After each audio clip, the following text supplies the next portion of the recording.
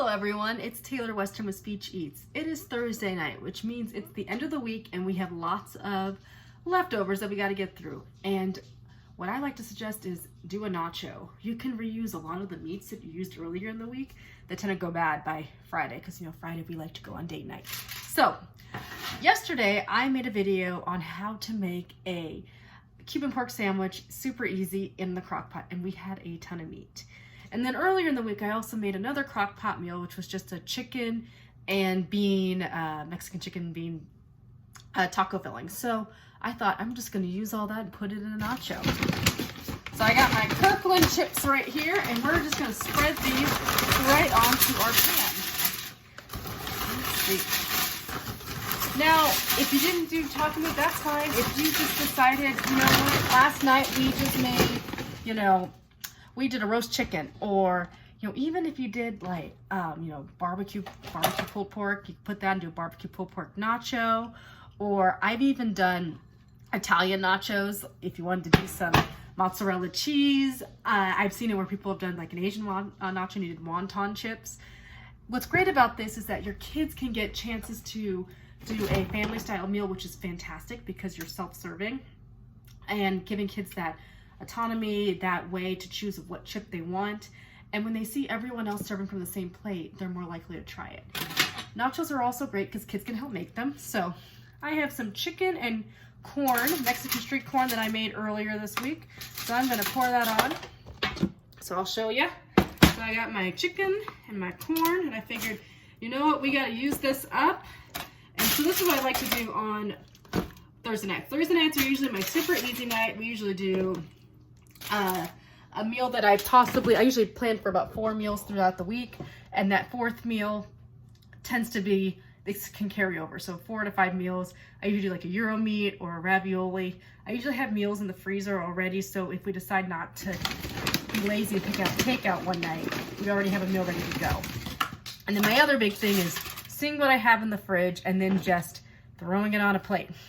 So yesterday, I also, when I made my Cuban pork sandwiches, I made some rice and beans, which black beans go great on nachos.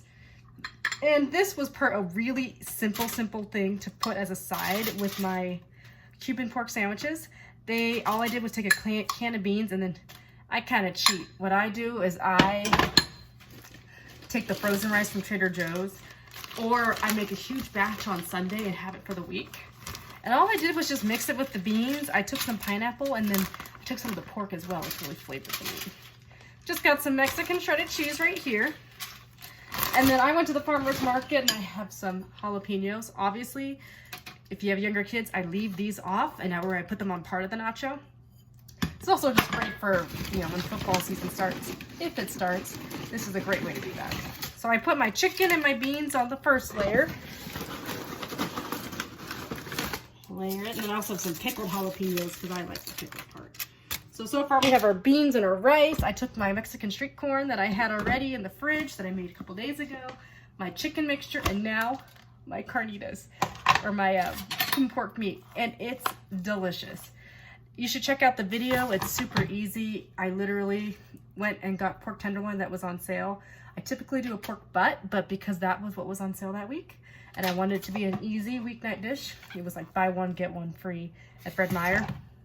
So I usually like to put that in with some orange juice, some chicken stock, some onions, some mustard, and I let it cook for 10 hours. So as you can see, I'm just sprinkling on our taco meat. This is gonna be really good. And this is just a great way. If you another thing you could do is maybe some Asian nachos. So if you did some Korean meat, or you decided maybe we did some stir-fry meat like broccoli beef. What's great about this is that kids like crunch, and so having those chips in the middle can get them to try other textures. A lot of times I'll add Rice Krispies or Grape Nuts to a smoother texture because it gives them more oral awareness. And a lot of times kiddos that are picky, they like that beige color and that crunchy texture. I'm adding my chips again. And all I'm gonna do is put this in the oven at 350 and let all the cheese melt. Sometimes I make a queso, but again, it's Thursday night. We are just throwing everything on a pot, and we're gonna put in a movie and wrap up the week. Well, this is what it looks like. I'm gonna add a little bit more cheese. Again, just use what I had in my cabinet. I have some leftover salsa from when I made that chicken the other night. And I am gonna add some pickled jalapenos, but again, what I would just do is I would leave them off for the kids, the kiddos, because it's spicy, or I would just put them on your own. You could also, if you have some pie dishes or cake pan dishes, you can do individual nachos and have everyone make their own. What a fun way to get your kids involved, because then they can see all the different textures and mix them all together. Well, this is Taylor Western and Speech Eats. I will talk to you guys later.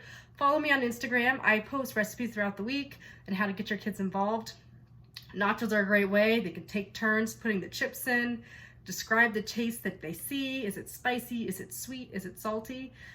Is it, describe the colors. So not only are you working on speech, you're working on language. Well, this is Taylor Western, and I will catch you guys later. Bye.